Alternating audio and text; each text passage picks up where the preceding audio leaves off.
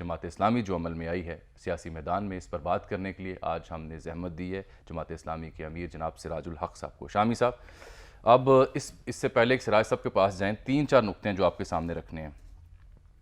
ایک تو خبر آئی کہ جی غالباً کوئی ریاستی ہاتھ سر پہ ہے، اس لیے جماعت اسلامی آئی ہے مذاکرات کروانے کے لیے۔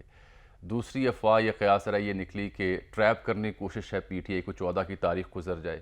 تیسرا نقطہ یہ نکلا ہے کہ پی ٹی آئی نے غالباً کچھ شرائط رکھ دی ہیں کہ یہ معاملات حل کیے جائیں۔ تفصیل بھی میں دیتا ہوں کہ مقدمات ختم کیے جائیں، قومی اسمبلی کے اراکین کے استعفے واپس لیے جائیں تو ہم بات کرنے کو تیار ہیں۔ تو قیاس رائیاں بھی اس بیچ میں جنم لے رہی ہیں، تو یہاں سے ہم پروگرام کا آغاز کرتے ہیں۔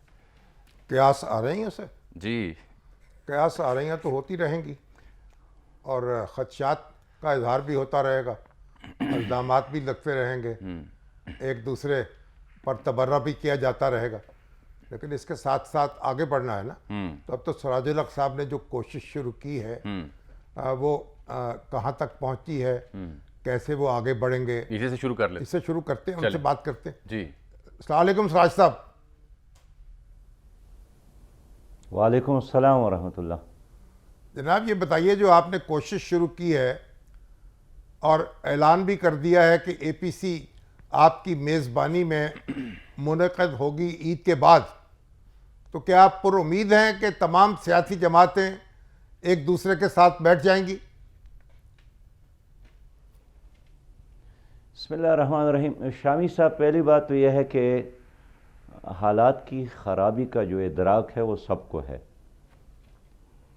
اور یہ تو شدہ ہے کہ اگر سیاسی جماعتوں نے مل کر اپنے لیے خود ہی راستہ نہیں بنایا تو اس کا نتیجہ ماضی کی طرح ایمرجنسی پلس مارشل لا کی صورت میں نکل سکتا ہے، اور اسی طرح کے ماحول میں ہی لوگ آپس میں بیٹھتے ہیں، آپس میں راستے بناتے ہیں۔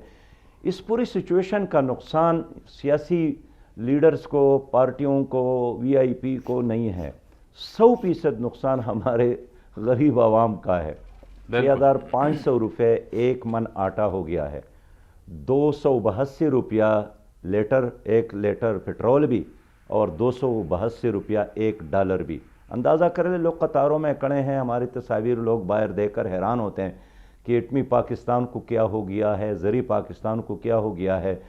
تو جب ہماری ملاقات ہو گئی جناب شہباز شریف صاحب سے، تو اس پر یعنی ایک فقرے پر سب کا اتفاق ہے، صدر پاکستان ہو، عمران خان ہو، شہباز شریف ہو، اس ایک موقع پر کہ حالات خراب ہے۔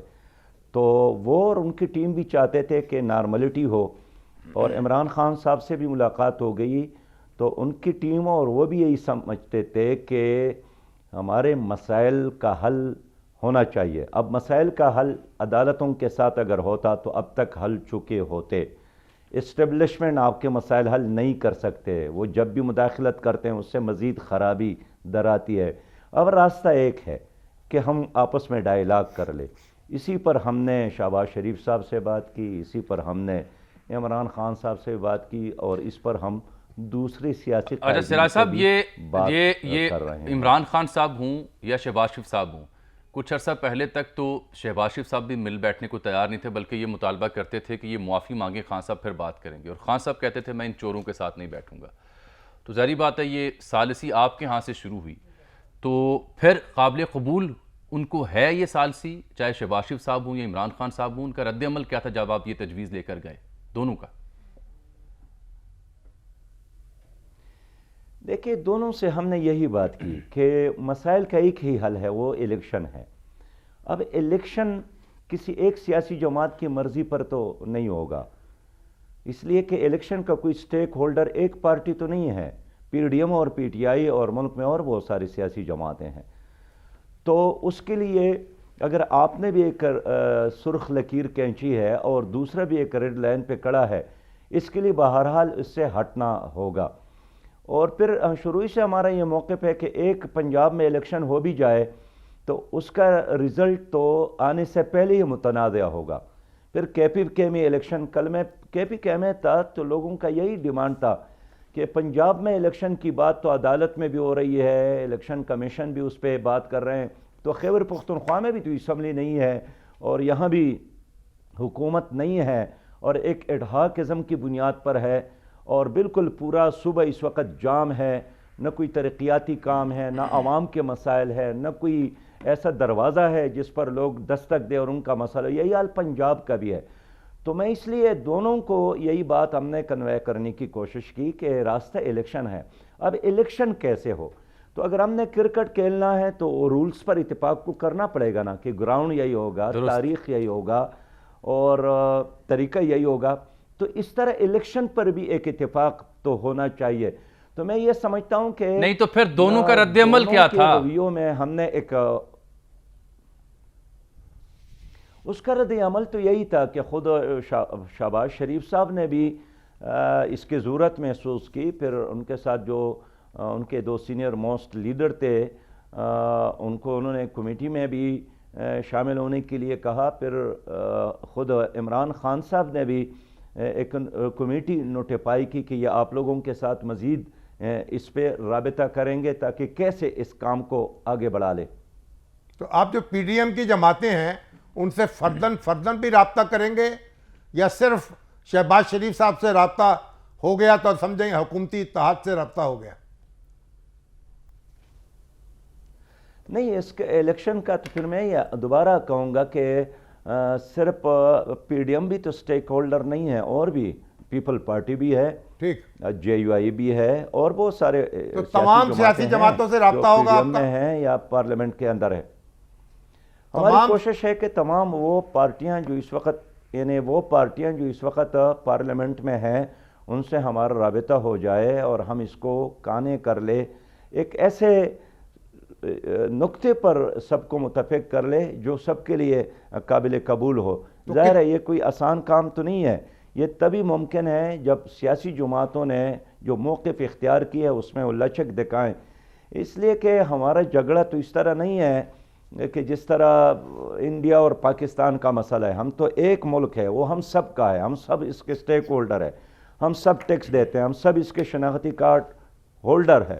تو یہ ملک ہم سب کا ہے. اس لیے ہمیں بہرحال اگر آپ کے افریقہ میں نیلسن منڈیلا اور ڈی کلارک 30 سال کی لڑائی کے بعد بیٹھ سکتے ہیں، آپ کے افغانستان میں طالبان اور امریکہ آپس میں بات چیت کر سکتے ہیں، تو ملک اور عوام کے خاطر.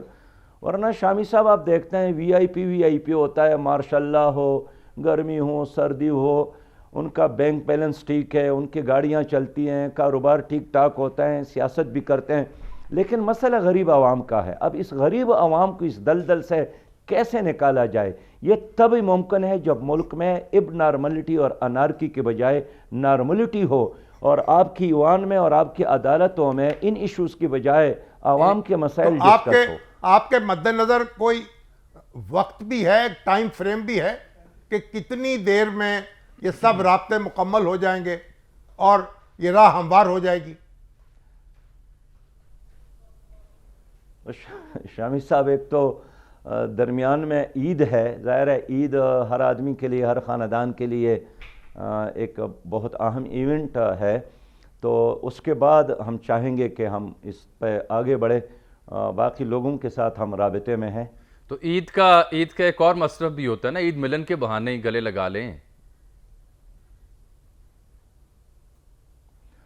ظاہر ہے عید ملن بھی ایک بہانہ ہے، لیکن اس وقت تو صحیح بات یہ ہے کہ پورا سسٹم ڈسٹرب ہو گیا ہے، جام ہو گیا ہے.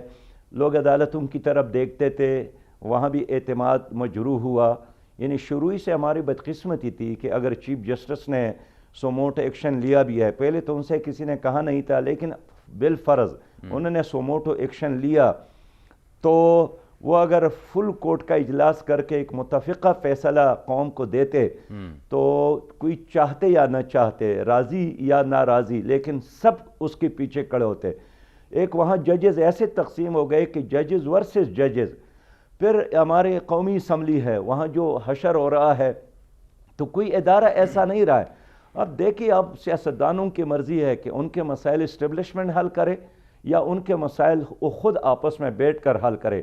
تو باوقار راستہ تو یہی ہے کہ سیاست ہر ایک کی اپنی ہے، نظریات اپنے ہیں، منشور اپنا ہے، اپنا کام کرے. لیکن اگر آپ نے الیکشن کے گراؤنڈ میں آنا ہے تو بہرحال اس کے لیے تاریخ اور گراؤنڈ یہ شامی صاحب جو اور پہلے رولز، فرما رہے اس پر تھے کہ اتفاق آپ کرنا ضروری ہے۔ شامی